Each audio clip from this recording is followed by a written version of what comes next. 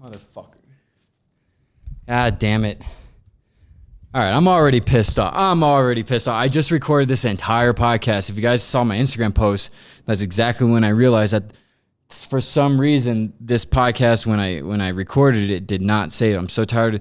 Like, you guys know about me and my weird thing around electronics and lights. Like, I'm so tired of this shit happening because it's like actually it affects my life to a large degree. I can cover all this. I've been told not to talk about it by a certain person who I really respect because they have what I have too, and I'll get into it later maybe. But I just recorded this entire podcast. I ended the recording, and then when I put it on my computer, it just disappeared. Anyway, before I start this podcast, I just got to make sure that everybody knows this is a 100% true story. 100%. And then I'm going to add a bonus story on the end, which is a pretty crazy story. But this is 100% true. If you guys have ever been, if you guys have any robbery stories, let me know in the comments. Robbery is always a good topic to lighten the mood, to break the ice. So yeah, let me know in the comments below if you like robbery, if you've been robbed, what you think about robbery, all that. Just let me know. I actually really want to know, because I got robbed when I was 8, and I was the only one who saw it too. That was the crazy thing. Because I completely forgot about this story too until like a couple nights ago. And then I was telling a couple of my friends were talking about home invasions. not that they were going to do them, but they were just talking about home invasions in general and how they've been home invaded or whatever. And I was like, oh yeah, I forgot. I got home invaded. Technically my house got robbed when I was 8 by 2 very interesting people. Let me turn on my mic really quick. Yeah, so this is basically how the story goes, and to this day, it still affects me, which is weird. Not directly at all. It's an indirect infection, basically, which I'll cover at the end. Okay, so I was using chatbots when I was 15 or 16 years ago. This was in the 3rd grade that this happened to me, and it was a Saturday night. It was just summer. It was like late April. It was the weekend of Easter, I believe, if I remember correctly. And I was running a chat bot, which took 10 minutes. So it was on AIM. For those of you who are very young listening to this, AIM was by AOL, and it allowed you to directly chat with people. Well, I hear a big-ass vehicle going by. I'm out here in Colorado. For those of you who are just listening, if you hear background noise, because I'm literally out here in Colorado. Definitely check it out on YouTube. If not, just so you can get a glimpse of the scenery and the environment that this story is being told. But anyway, I'd run these AIM bots, and I could just like send it to my buddy's account, any account I wanted. It took 10 minutes. They would chat with them for 10 minutes. Their response would reflect whatever the chat, like it's a regular chat bot that you see now. Most people think chat bots just started becoming a thing recently. No, I was using chat bots in 2003. So I was already into the whole technical side of everything. And I remember this night, my brother usually slept on the patio, which the patio has a door that goes into the kitchen. And from the kitchen, you can either go to the living room or you can go into the bedrooms. And we were in the bedroom because me and my brother shared a bedroom. And he found all these like VHSs or something. So that night he decided, I'm not going to sleep on the patio. I'm just going to sleep in the bedroom. Or just watch movies and then sleep maybe he was planning on sleeping on the patio. But at this time, it was like midnight. Wasn't sleeping on the patio. So 11:51 p.m., I ran this AIM bot. I had this stupid dumbass watch that I could like set times on. So I set a timer for 10 minutes, and it was to go off at 12:01. So I run back into the room with my brother, and I'm watching this VHS. I'm trying to think of the name. It was that one movie with that horrible movie with Jack Black. It was the 3rd one, The Book of something. It was about a book where like it made things come to life. And so I'm watching that. 12:01, the alarm goes off, And all of a sudden, happy as hell, I'm like, oh, I can't wait to see what this fucking person said. Pranked. I just pranked somebody. I want to see what they said to this chatbot. I want to see their response when they got pranked. Because I was big into prank dial and shit too. I don't even think it had been invented yet. But I'm walking out of the living room and I'm turning into the kitchen to go to the living room. I'm sorry, I'm walking out of my bedroom, our bedroom, to turn into the kitchen to go into the living room. And I turn the corner and I look up and I see two full-grown men, very tall, in full-on ninja costumes. I'm talking head wraps. I'm talking throwing stars. I'm talking two huge swords on both of them. I remember it very clearly because if you guys don't know anything about psychology, there's something called a flashbulb memory, that when something very shocking happens in your life, your brain just snaps a photo of it just like a camera would. And to this day, I remember this so specifically because in my head, I can still see the exact scene play out. I turn the corner, I look up, and there's two ninjas walking out of the door. And the first one doesn't see me. He keeps walking. But the second one, as he's walking out the door, he turns to 8-year-old me, looks me directly in the eyes, and then walks out the door. And that was so terrifying that I froze. It took about 2 to 3 minutes to start breathing correctly again. Like, I couldn't even breathe, so I couldn't talk. I couldn't say anything. I just went back. My brother's watching his movies. I'm over there hyperventilating, like not even hyperventilating. Like, it was like one of those where it's like air wasn't going in or out. But he didn't notice. He didn't notice because I couldn't even make a sound. So this went on for a couple minutes, and I remember I ran under some like table, and I guess since I was 8, he thought I was just being some dumbass. I ran under the table and hid there while I couldn't breathe. And then after about 5 minutes, I could kind of talk, and I remember saying like, "I saw some ninjas in the house," and they thought. So my brother, of course, they thought I was lying. Every single person I've told this story to, I'd say 97% don't believe me. Eventually they do, though, because it's easily provable. But I'm like, ninjas in the house. And he thought I was like just looking for attention. So I told my parents the same thing. My brothers, they all think the exact same thing because we were big into that ninja movie, The Three Ninjas. That's such a good movie. If you guys haven't seen that, man, that's a good movie. And they thought I just woke up from like a bad dream, or like, I was just looking for attention and lying. I don't know why they'd think that. But eventually, they're looking around the house, and my mom is like, "Where's my purse at?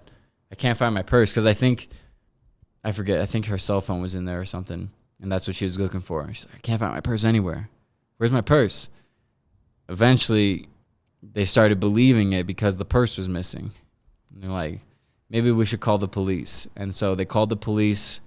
They got there like 2-something a.m. They wanted a statement from me. I told them. It was weird for sure because I never experienced anything like that before.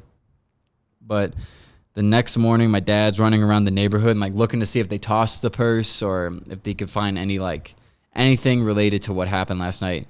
And he's running up the street. It's like 7 a.m. and he runs by this eye care, and this guy has 2 full trash bags like walking up to the trash can, and he goes, "Hey, do you mind if I look in there? My wife's purse got stolen last night. I'm seeing if I can find any clues or if I can find the purse anywhere." He's like, "Yeah, go ahead." Looks in the trash can. Boom, there it is. It's sitting right there. All these fuckers took was $50. Imagine robbing a house. You gotta be a dumbass criminal to rob a house and keep $50. Like, they should have at least kept the purse, but I guess they were trying to get rid of the evidence. I don't know. Weird stuff. But anyway, the forensics guy came, I think, that day or the next day, and they started taking fingerprints. Couldn't find any fingerprints just because obviously they were wearing gloves. And it's so weird because I wonder what would have changed if my brother was on the patio that night. And yeah, just weird stuff. But anyway, here's the kicker part. So about that night when they called the cops and they gave them reports, they're like, "Okay, yeah, we actually got a call about 2 suspicious people walking by the middle school who dressed in ninjas, which is right by my house." Boom. Like, fuck all of you who thought I was lying. Fuck you. This is real shit. So they couldn't find them or whatever. And then 2 weeks later, we got a call from the police department saying, hey, we believe we've arrested the people who robbed your house. They actually ended up kidnapping some guy. And when we raided their apartment, we found all sorts of weapons. Like in their bushes, they were hiding all their weapons, the throwing stars, the knives, machetes, swords. These guys they wanted to be ninjas so bad. Like these people really wanted to be ninjas. And the weird part was they were living like a quarter mile from our house because they were living in these apartments next to our house. And so they wanted us to testify. We're not going to testify. Like it was $50. It's not worth putting our face right in front of them, even though they did see my face. But yeah, that was a really weird incident. And I remember going to school, telling my friends about it. No one believed me. My teachers didn't believe me. No one's going to believe me. Got robbed by 2 ninjas. Come on, get the hell out of here. That's what my 3rd grade teacher told me. I go, Mrs. Dorr or whatever, I got robbed by ninjas. She said, fuck you. Get the fuck out of here, little bitch. Yo, lying ass.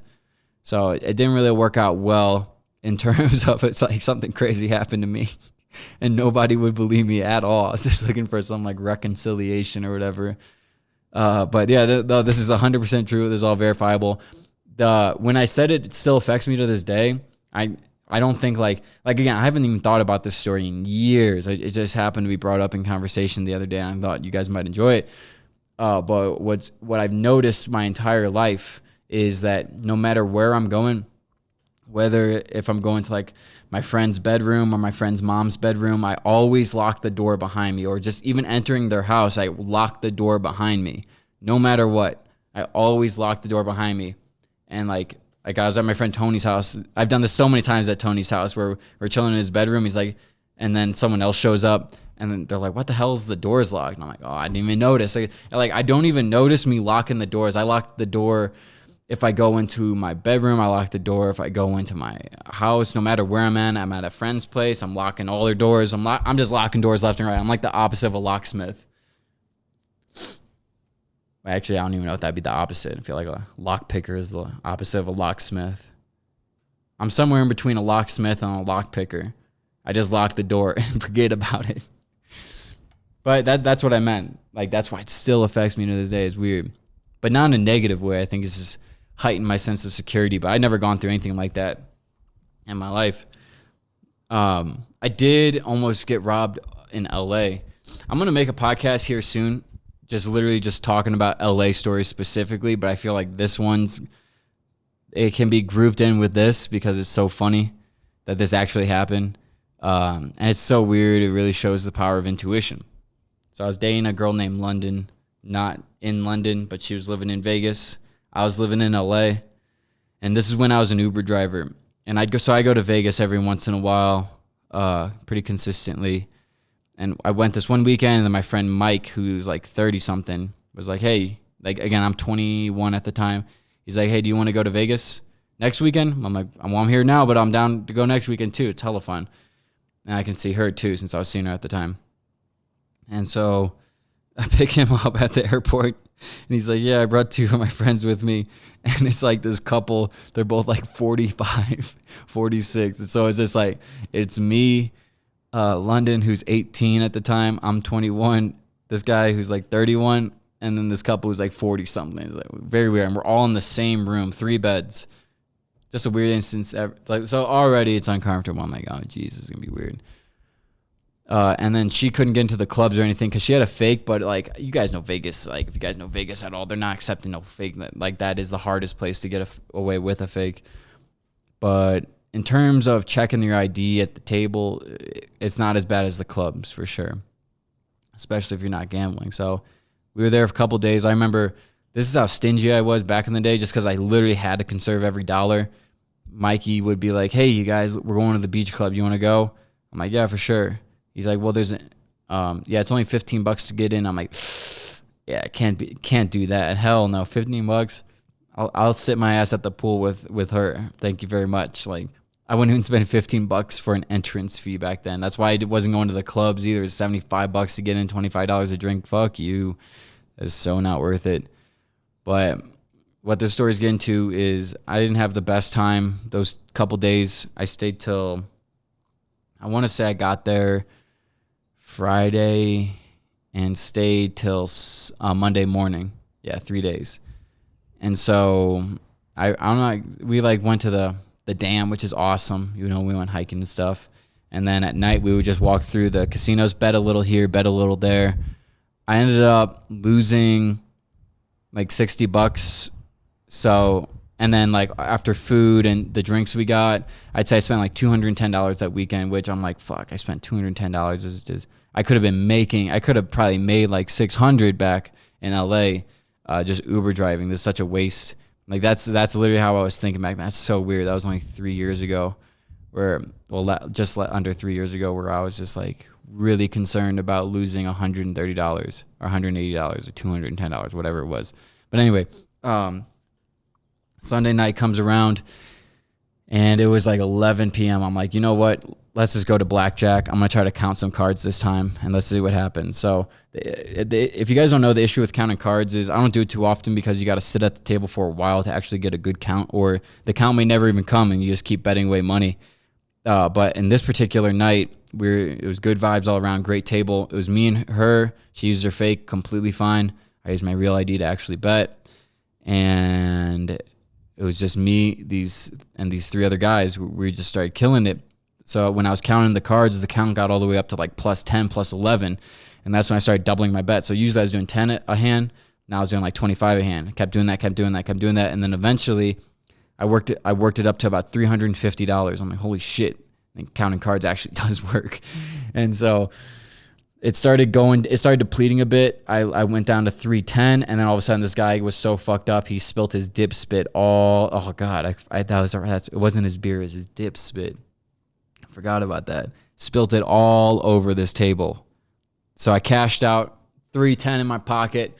I just made $80 going to Vegas for a weekend. Hell yeah. And at this point I started reading, like counting more kind of cards. I'm like, I'm thinking I don't even have to Uber driver anymore, because what I could do is go to the Hollywood Casino in Inglewood and just count enough cards to make like $100 a day, and then I'm going to be good. And then that was my plan. I was just looking at this is actually 1 month before I relaunched that drop shipping store that ended up making me a couple $100,000, literally a month before that I already gave up on. But anyway, let me jump to the point of the story. So I get back, I start Uber driving a bit more because I wanted to get some extra money that night. 8 p.m. I like wrapped it up. Then I went home to my Airbnb where I was living with these two girls. And what I would do every single night after Uber driving is go to the beach, roll up a fat doob, and freestyle for hours, because sometimes I'm working 70, 80 hours a week. That was like my one sense of relief in my life, just freestyling on the beach while skateboarding on that little skateboard. That's why there's so much significance to that skateboard in my life. You guys have no idea. Like, that links back to Lords of Dogtown, which is the movie when I was 10, which just made me decide to move to California. But I'll get in that to another podcast. Anyway, here's the point of this entire story. I got $350 in cash in my pocket, which at the time was so much money for me. And I drive to the beach. I get out of the car. I'm all hyped up. It's like 10:30 p.m. at night. I put 3 hours into the parking meter on Main Street. That way I can park up there, and then I got to walk down to the beach. So I walked down to the beach, and I always started on the right side of the pier and then skated all the way to Venice and back, and I did that a couple times. And I was planning on staying 3 hours because I was like so hyped. I just made this money. And so here's when things take a weird turn for sure. So I'm skating. Like I said, I start on the east side of the pier, and then I go under the pier. Right when I got under the pier, my knees started to buckle under pure fear, and I never experienced this in my life. Knees were buckling under pure fear. I couldn't even skate. I could not even skate at all. I have no reason why.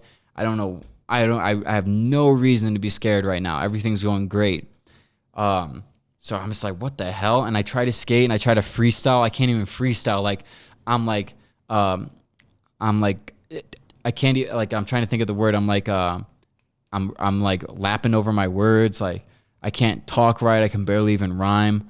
And I'm like, you know what? I should probably just like get out of here. My intuition is strongly telling me to get the hell out of here quick. And that's when I realized I had got $350 in my pocket. I accidentally brought my wallet with me. And I'm like, fuck, I shouldn't have done this. Like, this is Sunday night in Santa Monica, completely by myself. It's like 11 p.m. at this point now. And yeah, so side note, I believe the intuition is the output for the subconscious. And I know the subconscious collects all data that you have ever experienced. Everything in your visual field, everything you've thought, everything you've read, just everything is collected and stored in the subconscious. But just imagine the subconscious as being a zip folder. You got to unzip it in order to see the contents of the subconscious underneath of it. You got to unzip it. But you yourself just can't unzip it whenever you want. Your subconscious kind of has to do it for you in the form of intuition. And that's why people get weird intuition. And like, that's why when you follow your intuition, like when I dropped out of college, made no sense, but my intuition was telling me, because it's collected all the data from your entire life. And it's using this thing called intuition to communicate to your conscious brain from your subconscious brain. That's the link. It's your intuition. That's why I say you got to trust your intuition. The more you trust your intuition, the more you actively do what your intuition tells you to do. I mean, it's game over. I mean, that's exactly how the most successful people get success, is because they follow their intuition, because they know the secret. They know that the subconscious, they know that intuition is the subconscious output to the conscious mind. And that's, I believe, what was happening to me that night, because what ended up happening was I said, fuck this, I'm going back. Like, I got to get home. Something bad's going to happen. I remember thinking that clearly, knew for a fact this was something bad was going to happen. So I get back up to Main Street. I'm walking to my car, and all of a sudden across the street, I hear some guy say, "Hey, buddy." And that's it. I know this is it. I know this is it for sure. All these weird intuition. I know this is it. He says again, "Hey buddy, let me get a favor." And I start walking a little quicker. And then I don't look him directly in the eye or whatever, because he's across the street. I don't look directly at him. And he sees me start walking quicker. So now he starts running at my car, or running at me. He doesn't know which car I was, I don't think. He goes, "Buddy, let me get a favor." And he starts running at me, and I run in my car. I'm running. I open the door. I get in the car really quick, and I see him. He goes in front of my car. That's right. Because I put the keys in the car just to turn it on. And that's when I saw him just like run over to my car, go to the passenger door. And here's the crazy thing. I just got this car like a couple weeks beforehand. And when I was driving Uber, I noticed that the lock and the unlocked, in every car I've ever had, the lock was like on the top and the unlock was on the bottom. Well, the lock was on the bottom and the unlock was on the top on this car. I think someone might have switched the buttons at some point. And so when I pick up passengers, I remember I always locked it instead of unlocked it. And whenever they needed it unlocked, I was locked. You get it, vice versa. And I never got it right, because this car is still pretty new. I never really got it right. I always, out of my instinct, I always hit the wrong button. So right when he goes to the passenger door. I see him grip it. I hit the right button. I hit the lock button, and he tries to open it. No response. He starts ripping on the door. I put my fucking car in drive. Right when I put it in drive, he goes to the window and starts bashing in the window. He starts punching the fuck out of the window, and I skirt off. And that is the other story of where I almost got robbed, because this guy was obviously not looking for good things. Like, good things were not going to come from this interaction if he got in that car. Like, can you imagine if I hit the unlock button instead of the lock? Like, where I am right now would probably be extremely different because of the butterfly effect. Who knows what the fuck would have happened if that guy got in my car? He could have killed me. He could have done anything. And that's right when I just zipped away, called my buddy. I'm like, holy fuck, I almost got robbed. I had $350 in my pocket too, and all this crazy stuff. But yeah, I mean, I could tell you there's a lot of sketchy stories, especially from LA. Like, I'm going to make a podcast of pure LA stories. Yeah, that's an intense one. And then from there, I kind of stopped going to the beach at night. Like, I actually went to the beach the next day, midday, and I saw him, because I remember he had this long gray beard, and he was dressed in all green. And I saw him at the same spot the next day, and it's like, damn, this guy's just literally just chilling here. But yeah, that was a pretty freaky story. But yeah, it didn't affect me too much. All it did was just heighten my awareness in LA, especially, unfortunately, towards homeless people, just because of that one encounter. That's why I'm always a bit more on edge. Just like I'm not on edge about ninjas, but I still lock my door because that home invasion. So I was just more on edge from that point on, especially near the beach. I was very sketched out to go near Santa Monica Beach at night for a while after that. Eventually I got over it. I still went like 5 or 10 more times the rest of the time I was there. But after that happened, I just knew that, this ain't, yeah. Like, because the thing is, like, St. Louis is if you guys look it up, it's the crime statistics, at least. St. Louis is the most dangerous city in America. Most people don't know that. But that's the city. I grew up in the county, which I grew up like 20 minutes away from it. So, I mean, we didn't have too much crime, luckily. I wasn't exposed to too much crime as a kid. I'm very thankful for that. Obviously, I was robbed by the ninjas. And there's other stories of me interacting with the law, but that's under my own fault. Maybe I'll tell those stories at some point. But other than that, that's just something that was really eye-opening about going to LA. I've never been like directly attacked by a stranger like that. As far as I know. Maybe I blocked out my memory if it did. But yeah, that's just like 2 crazy stories. I think the ninja one's probably a little crazier. But yeah, like you would think, like I said, it's like you would think I would be prejudiced against ninjas at this point or at some point. I never was. I was just more careful with the security of where I am in my home or even if I'm in a tiny room. So yeah. Yeah, guys, that's the end of this podcast. Getting out here in Colorado for another couple weeks. I have a bunch more podcast ideas written down. This one's going to be a little shorter than the usual. Let me know below what you think about this. Again, let me know about any robbery stories, what you guys think about robbery. Do you like it? Do you dislike it? I'm open to it all. Let me know. I want to know your thoughts and feelings. And let me know what you think about these sorts of podcasts. If so, the next one I'll do is like LA stories or something like that, because I got tons of them. Because I've lived there 4 times now. This next time I'm going back, it's going to be the 5th time. But it's like weird thing. Like, just to give you a quick review of my LA history before I end this podcast. The first time I went out there, I was living in a studio, 1 bed with 5 people. That was nuts in Koreatown. Ooh, we got some vicious stories from that. It was a very bad part of Koreatown. There was no AC involved. We had to buy like 8 fans. That was just one of the funnest summers, though. Honestly, because that was like my first time out there. The next time I moved back was when I was that Uber driver, and then an issue happened with the rent, so I had to come back. The next time I moved back was 5 months later when I became a drop shipper, and I had one of my best months ever at that time. It was $30,000 a month from that phone case, and I was just literally living my dream of going to the beach every single day, working out, and then going to the beach every day. And then by doing that for a month, I realized that's a very empty and unfulfilling dream. So then I moved back. I really worked on my personal brand. I really worked on new dropshipping stores, collaborations. This is when I got the Oberlo Tai Lopez and everything. And then, let me think. Yeah. And then I just kept visiting LA, and then I moved back. Hold on. I must be. No. Okay. That's 3 times. Okay. Yeah. So then I moved back. What you guys know most recently, 8 months ago. Damn, that's crazy. It was already 8 months ago. What the hell? That cannot be right. November, December, January, February, March, April, May, June. Wow. 8 months ago. What the fuck? Where does the time go? Where does that fucking time go?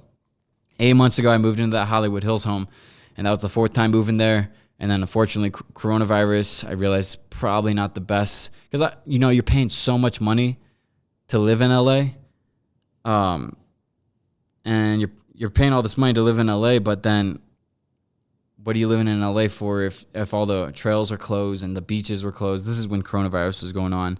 Looking back, I probably should have stayed till at least May 1st when our contract ended, but you live and you learn, fucking ad hustler, getting my anxiety up about the borders closing. That was a main driving factor, because he's like, Trump's making the announcement tomorrow. They're closing it tomorrow. Guarantee it. So that's why I was rushing that video. Anyway, now we're getting a little off topic. We just hit 30 minutes. So I'm going to go ahead and end it right here. Tip top Magoo. So guys, thanks so much for watching. Peace out.